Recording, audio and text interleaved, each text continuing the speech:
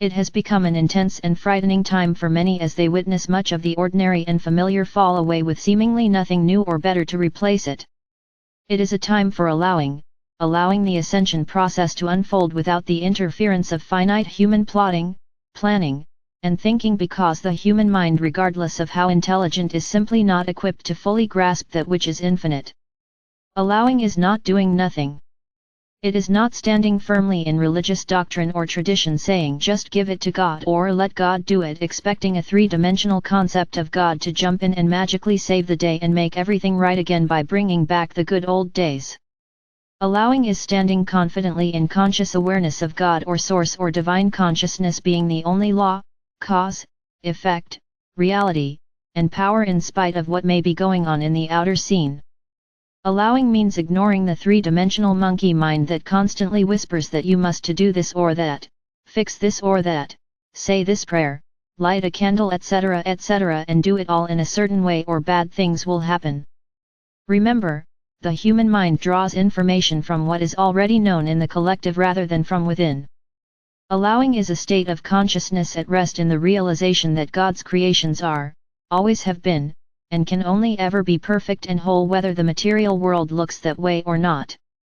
If you are reading these messages, you are prepared to at least practice living from this level. You knew about these times before incarnating and have been preparing in previous lifetimes in order to be ready when the call came. The call has come. Evolution takes place over the course of many lifetimes. In the beginning, awareness is focused primarily on a personal sense of self, a self that believes it is separate and needs protection from other life forms. Gradually the belief in some sort of higher power comes, which at first is a belief in many gods, one for abundance, one for fertility, one for health, etc., etc. Eventually this is replaced by the belief of one god, rather many, but this one god even to this day is a glorified human, a man in the sky who punishes and rewards according to current personal, religious, societal rules. This man or god remains alive and well for many, but at a certain point of readiness most evolve to some form of metaphysics. Metaphysics is the study of energy and solutions beyond the material, crystals, oils, ceremony, table work, etc., and utilizes them to heal, change, or fix things, which often does work and reflects a higher level of awareness but remains in ideas of separation. Eventually every seeker is ready for the real and most powerful level of awareness, mysticism. Mysticism is a state of consciousness that realizes nothing needs to be healed, fixed, or changed because the creative expressions of the one omnipresent, omnipotent, omniscient God are already perfect, complete, and whole.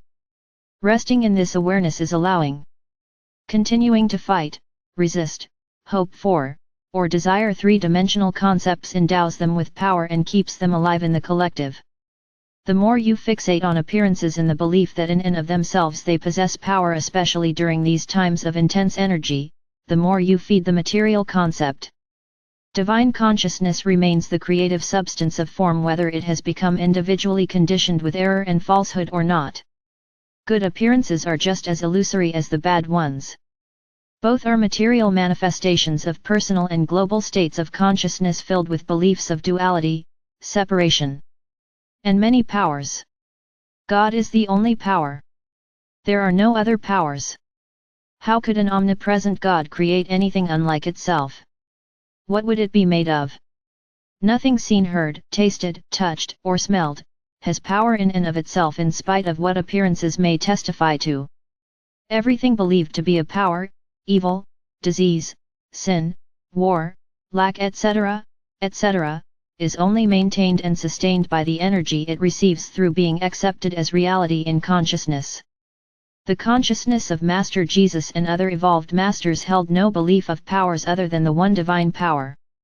When people sought help from these masters, they automatically entered into alignment with a pure state of consciousness free of duality, separation, and many powers. Problems automatically dissolved and healings took place simply because there was nothing to hold the illusions in place. These masters recognized and acknowledged the true nature of everyone who came to them, which is unconditional love. On earth, love is usually thought of as an emotion, and it can be, but that is just one expression of love. The belief that love is always an emotion often causes confusion when a spiritual seeker is told that they must love everyone, including those who are happily creating havoc, suffering, and problems for others. As we have said many times, love is the connecting energy flowing in, through, around, and between every individualized expression of the one divine consciousness or God. It is an energy, it is life, it is consciousness, it is omnipresent, and it is God. Your recognition of the divine nature of every individual regardless of appearances to the contrary is unconditional love and automatically shifts you into another facet of love: impersonalization. Impersonalization means no longer pinning sin, blame, error, or limitation in any form on another in the belief that it is personally theirs. Impersonalization recognizes that because every person is God individualized, the only qualities they have or ever can have are God qualities, and negative qualities of any sort can only reflect hypnotism, the collective belief in separation from God acting in, as, and though the individual's state of consciousness, much like an image being superimposed over another. You are entitled to your preferences. Loving and impersonalizing does not mean you must emotionally embrace or wholeheartedly accept the actions of every person. Tools for evolving are available at all levels of awareness. Those who as of yet are only able to learn and understand from a three-dimensional level may need jail or some other form of guided learning.